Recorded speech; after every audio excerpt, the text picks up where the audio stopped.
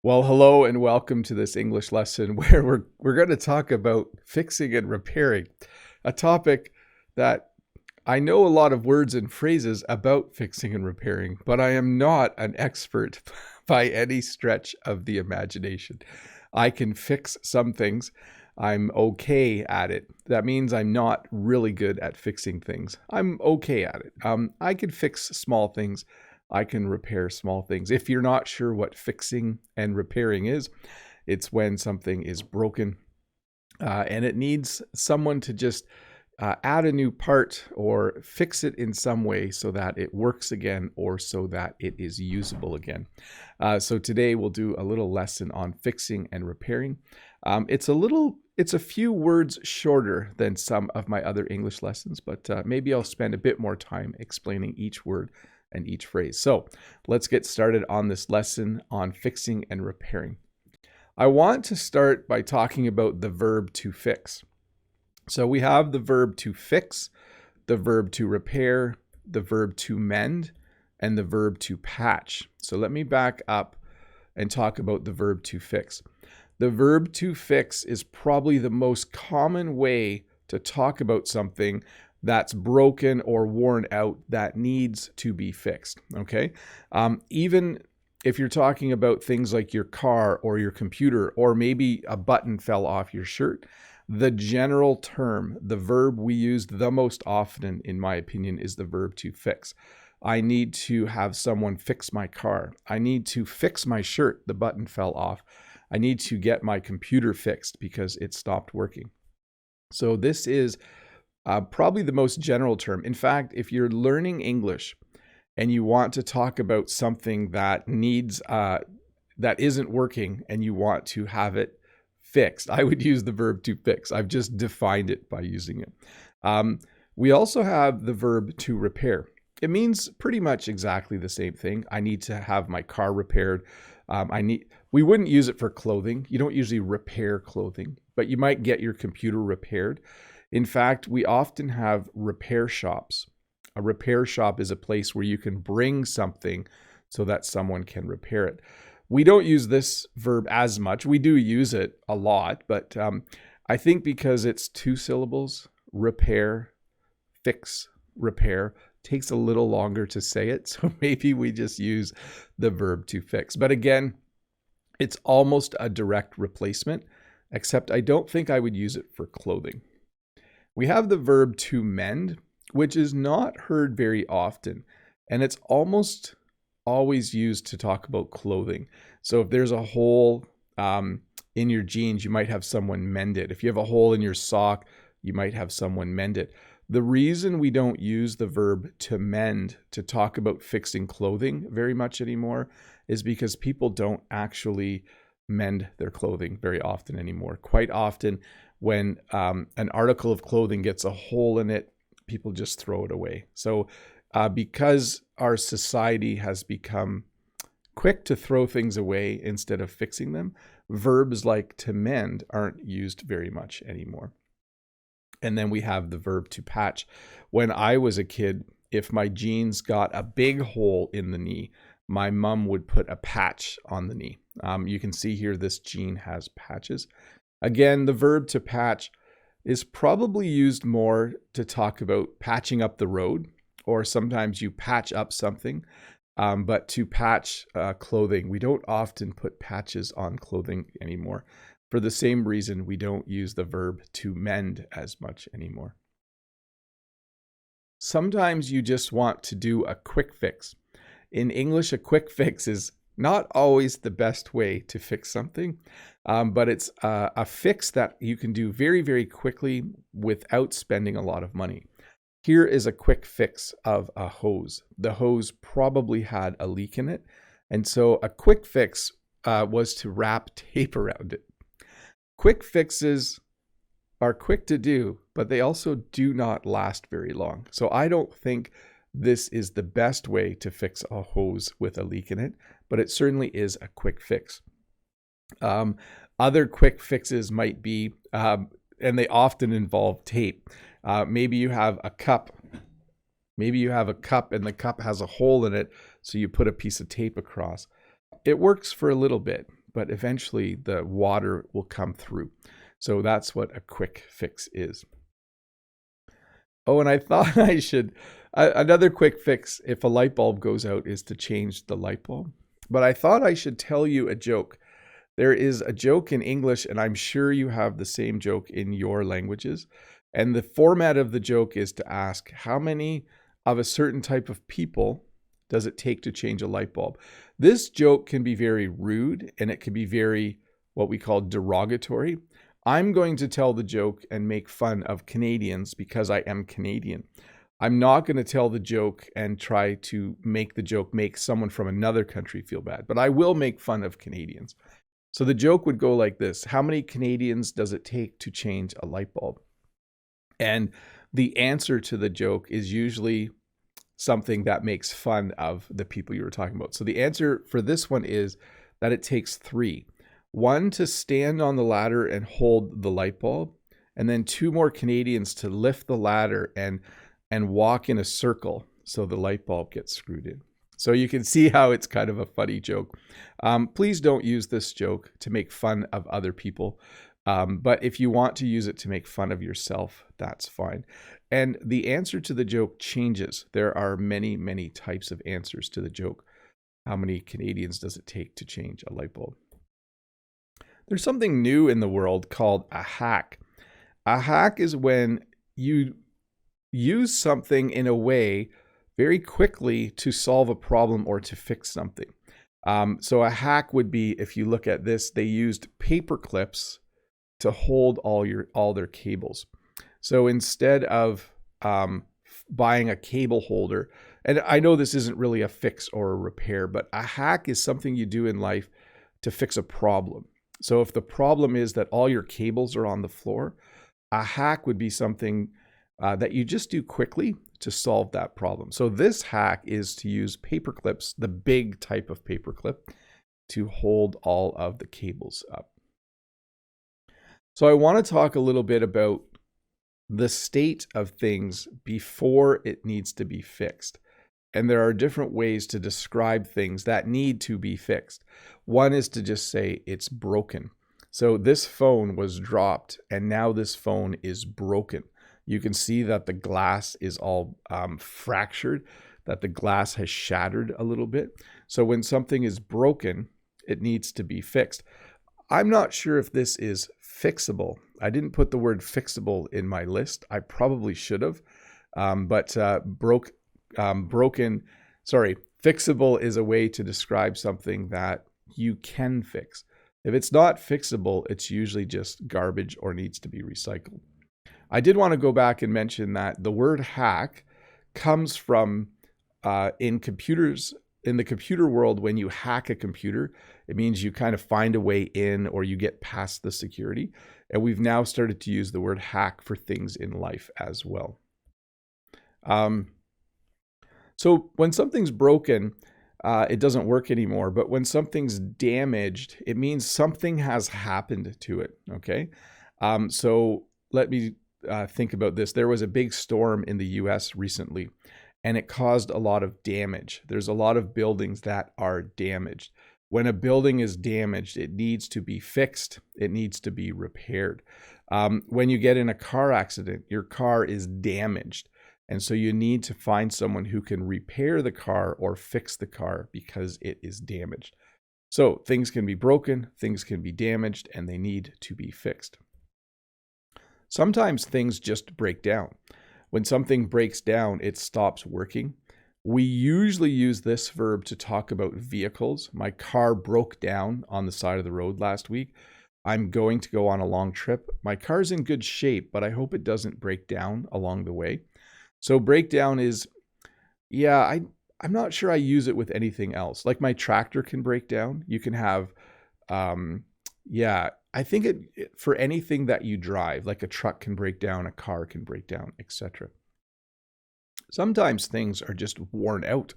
When something is worn out, it usually means it has been used so much that it has holes in it. This bike seat looks very, very worn out. Let me make it a little bigger for you. It means that it has been used a lot. So it's not broken yet. It's not necessarily considered to be damaged, but it's showing a lot of wear. It is beginning to be worn out. And sometimes when something is worn out, you can't fix it. You simply need to replace it. So a fixer-upper is a place you buy, or even a car you buy, that needs lots of repairs. It needs a lot of fixing. Notice I'm throwing the words fix and repair. I'm using them in a lot of different ways. It needs a lot of repairs. It needs a lot of fixing. It needs to be fixed up. So we would call it a fixer-upper. There's even a TV show, I think, called Fixer-Upper, where they buy an old house that's a little bit worn down, a little bit falling apart a little bit, and they spend some time fixing it up. So a fixer-upper is anything you buy or anything you have that needs to be fixed. It needs improvements. It needs some repairs. We have a phrase in English. We'll say that something needs some work. You could say, oh, Joe bought an old car, it needs some work. Or I bought a house and it needs some work. I was going to say you could use this to talk about people too, but that's kind of rude. But you could say, Julie has a new boyfriend. He needs some work. He's a fixer-upper. You might have heard this in a Disney movie. He's a bit of a fixer-upper. I'm not sure what movie that is. Beauty and the Beast, maybe. So you can use some of these phrases to talk about people, but it's a little rude. You might buy an old computer and it needs some work. Maybe it needs more memory and a better video card. Probably the most common way to use it would be to talk about cars or houses, things that you can fix. So maybe your friend bought an old car and it needs some work. That means maybe they need to paint it. Maybe it needs some engine work done, etc. Julia in the chat says the mouse is unfixable. That's correct. It gave up the ghost. No, it's not quite that far. We have another phrase in English to talk about usually electronic things or things like computers or TVs. We would say they gave up the ghost. This means it's not fixable. When something gives up the ghost, it means it's no longer able, it doesn't turn on. You can't use it anymore. So I have had many computers in my life where I've owned them for 7 or 8 years, and eventually they give up the ghost. Eventually they just don't work anymore. We also have a word wonky, and this might be a local word that I use in my area of Ontario, Canada. But whenever something is wonky, it means it's not quite perfect. So many of you have probably sat on a stool where one leg is a little shorter than the other and it wobbles. And you might say, oh, this stool's kind of wonky. Sometimes your computer does strange things by itself. This mouse, by the way, I didn't do this on purpose. This mouse is wonky. It's clicking twice when I click once. So it's wonky. It's doing things it's not supposed to do. You might have a phone. Yesterday, my phone was acting wonky. My phone was wonky yesterday. All of the icons disappeared and I had to turn it off and back on again. So it was wonky. Again, I'm not sure how widespread this word is used. But definitely wonky. I don't think Brent is here today, American English with this guy, but I was going to ask him if they use it in his part of the United States. And then another thing is the word to crash. Computers crash. If your computer keeps crashing, that means it is crashing over and over again. Maybe you get a blue screen with an error quite often. Maybe your computer just shuts off by itself. We would then say, my computer needs to be fixed. I need to have my computer repaired because it keeps crashing. It repeatedly stops working. That is never a fun thing. That is quite annoying. Thankfully, at the beginning of the lesson, I said I'm not good at repairing or fixing things. I am actually quite good at fixing computers. That's the one thing I am good at fixing. Some people do home improvements. So home improvements aren't necessarily because they want to fix or repair something, but maybe there's too many things in your bathroom that are broken. And instead of fixing everything in the bathroom, you decide to do some home improvements. So you actually remove everything from the bathroom and you paint the walls and you put in a new sink and a new toilet. So sometimes instead of fixing or repairing something that's broken, sometimes you just replace it. Maybe you do home improvements and you end up with everything brand new in the bathroom. I would like to do that with our downstairs bathroom.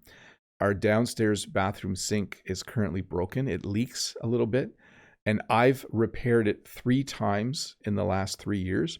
But because I'm not good at it, I probably do it wrong every time. So it has started to leak a little bit again.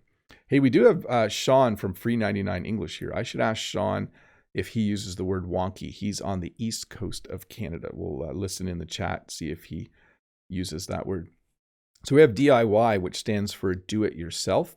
If you don't do it yourself, let me just check if I have what slide I have up next here. Okay, it's a little further along. If you do things yourself, it means you fix things or you repair things because you've learned a little bit about it. Maybe you know how to do a little bit of electrical work. Maybe you know a little bit about plumbing. Maybe you know how to sew a button back on a shirt. Maybe you know how to fix a computer. You might be a do-it-yourselfer. When you do it yourself, it means you have a different job, but maybe at night or on the weekends, you like to fix things for yourself. When you are handy, it means you are good at doing things with tools. You're good at fixing things. You're good at repairing things. You can look at something that's broken and you can figure out what's wrong and you can fix it. I'm handy when it comes to computers, but I'm not handy when it comes to fixing a car engine. I don't have a lot of skills in that area. We have a word handyman, and in English, we're trying to use the word handyperson, but handyman is still probably the most common. In English, we're trying to replace words with man in it with words that reflect both men and women. So instead of fireman, we usually say firefighter. And with handyman, we haven't gotten away from the word handyman. You will not see the word handyperson very often. In fact, if you look online, if you need to hire someone to fix things, you'll see a lot of listings for people who are consider themselves a handyman. So a handyman is someone who is good at fixing things and will come to your house and you can pay them to fix things. Again, at some point it will be handyperson, but I think in English people are having trouble getting used to the new word. We also say that people are good with their hands. When someone is good with their hands, it means the same as being handy. They're good at using tools. They're good at using a drill like this person is. They're good at fixing or building things. When someone's good with their hands, they can like buy an old car and fix it all up. They maybe can build a shed in their backyard.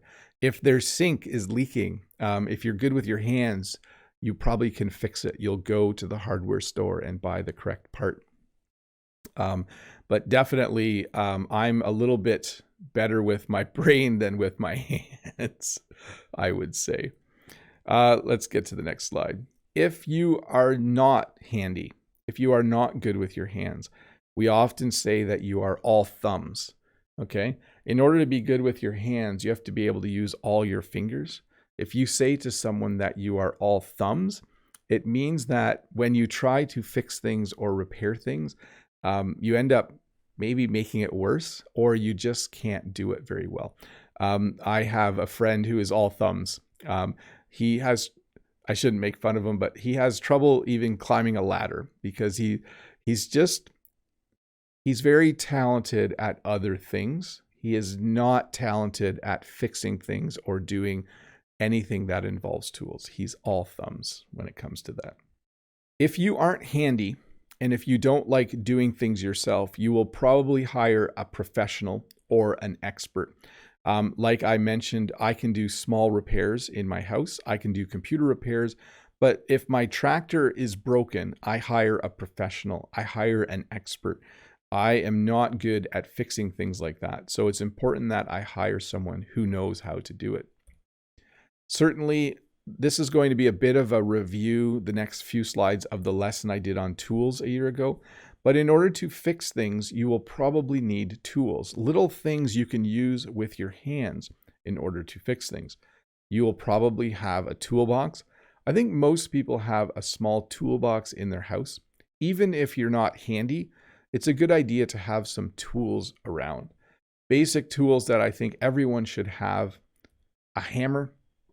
Hammers are very, very handy to have. There's a funny saying in English: when the only tool you have is a hammer, every problem looks like a nail.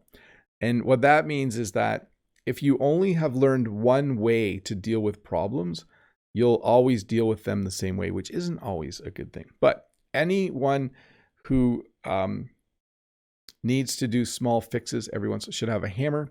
You should have a set of screwdrivers. Every screwdriver has a different tip. By the way, in Canada, one of the tips on the screwdrivers is a square tip, and we call it a Robertson, and I believe it's the best screwdriver tip in the world, but it's not used everywhere. Most people use Phillips or a flat head screwdriver. But you should have a hammer, you should have a screwdriver set, you should have a few wrenches, which you use to turn nuts and bolts to tighten and loosen them. You should have a few pairs of pliers. Pliers are very, very handy. And you should have some crazy glue. Sorry, I didn't know that was the next slide. I'm not sure if you know what crazy glue is. Crazy glue is a type of glue that you can use to glue things together, and you can use it on almost anything. And it's very, very powerful glue. When you have a mug that breaks in the kitchen, and if you use crazy glue to fix it, it will not fall apart, okay? If you put crazy glue on your finger and accidentally touch your other finger, your fingers will be stuck together. Don't do that. It's a bad thing to do. Do not try that at home. But in Canada, and I'm sure in other parts of the world, people often use crazy glue to fix things because it's a quick fix. You also might use what's called duct tape. So some people call it duck tape, like quack, quack, like a duck, quack, quack, but it's actually called duct tape. We don't quite, though, say the T on duct. So it often sounds like duct tape, like the duck, but it's a gray tape that's very, very sticky and very, very strong. And very often people in North America and other parts of the world will fix things quickly using duct tape or crazy glue. They're very, very handy. I have both crazy glue and duct tape in my house. By the way, a duct is a metal thing that air goes through, usually for heating or air conditioning. And I think this tape was originally used on ducts, like in houses and buildings, but eventually people started to use it for other things because it's very, very handy. Notice a person can be handy, but items can also be handy. I said that it's very handy to have a hammer, and duct tape is very, very handy. I love duct tape, by the way. You might have a Swiss Army knife. A Swiss Army knife is a special knife that has many, many small tools in it. I used to have a Swiss Army knife. I think I'd lost it, but it had a small screwdriver. It had a knife. It had a little pair of scissors like this one. And it even had like a needle that you could use you could pull out and then you could sew things. It was quite handy. I'm not sure what I did with it. I think I might have given it to one of my kids, actually. I'm not sure. But a Swiss Army knife is very handy to have. Something a little bigger than a Swiss Army knife is something called a multi-tool. You can see that this is small and handy to carry in your pocket. This is something that you might have in a drawer or in your toolbox. It's a pair of pliers, it's a knife, it's a screwdriver, it has a little saw on it for cutting things. It's quite handy to carry a multi-tool if you go camping or hiking, or if you're doing something where you might need to do little fixes, where you might need to fix things when you're far from home. A multi-tool can be very, very handy. And then, of course, there's string. If you live on a farm, there's something called baler twine. If you have a bale of hay, there's twine, which is very thick string, and baler twine is very handy for fixing things. But if you are not on a farm, you probably have a roll of string somewhere. String can be very helpful and very useful. for doing quick fixes and quick repairs. And you might have a needle and thread. So a needle and thread would be used to fix clothing. So if a button did fall off my shirt, I would use a needle, which is a long, pointy piece of metal, and I would put some string through the eye of the needle, okay, or some thread. We use thread and string somewhat interchangeably. Usually if you're talking about, fixing clothing or mending clothing, you're going to say thread. So I would get a needle, I would put thread through the eye of the needle, and then I would sew the button back on my shirt. I do actually know how to do that, by the way. My mom taught me how to sew on a button before I went to university. So you might repair something or mend something using needle and thread.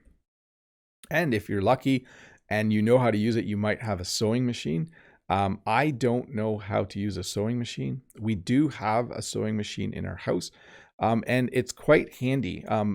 My wife is pretty good at using a sewing machine, and so she will fix. We have aprons that we wear at market. She'll modify them or repair those and other things. Just a way to, instead of sewing everything by hand, it's nice to have a sewing machine. And maybe somewhere in your house, maybe in your garage, maybe you have a shed outside. You might have a workbench. A workbench is a place where you maybe keep some tools, but it's also a nice place where you can go to fix things or to repair things. You can set the broken item on your workbench and you can find out what's wrong with it. Maybe you can buy some parts to fix it. But a workbench is certainly a handy place to go when you need to fix something in your house or just in general. Sometimes it's nice. I have a few workbenches, but they're kind of full. Workbenches, sometimes people put things on workbenches. I tend to put things on my workbench that don't need to be fixed. I use it like a big shelf. And then when I do need to fix something, I have to clean off my workbench before I can work on it. Never, don't do that. That's not a good way to, you should keep your workbench clean so that when you need it, it's ready to use.